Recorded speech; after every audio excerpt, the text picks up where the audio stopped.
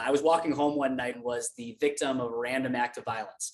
Don't know who did it, why they did it, what it was all about, but I woke up the next day in the hospital and had about a foot of my skull cut open. I had an emergency craniotomy and woke up with my friends and family basically looking over me, thanking God that I was still alive.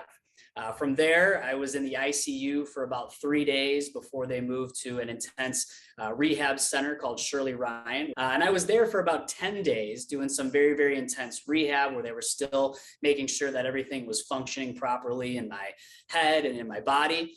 From there, I actually had to move home because I wasn't able to take care of myself, and lived at home for about 4 months, where I also continued going through rehab, eventually concluding in me leaving my current business and went back to the family business until maybe a year or two later, when I finally had my head wrapped on straight, and then took over SearchWorks in 2020.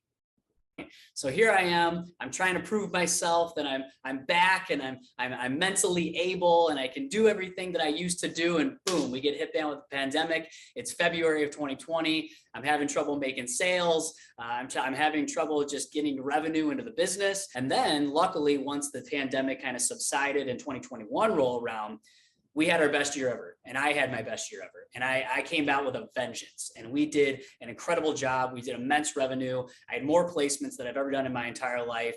Just a really, really wonderful year. And then that continued going into 2022, and we're continuing that success today. So now as you're growing the business, you're growing into more of a leadership role. What's that been like?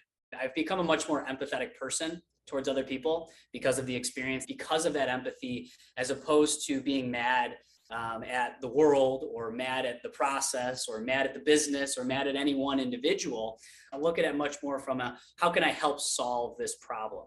And many times helping to solve that problem from a leadership perspective, in my opinion, is not about railing down and hammering down on people, but how can I help you? What's the reason that this isn't getting done? How can we look at this process a little bit differently? And how can I help you to become a better professional and to be more successful in this realm?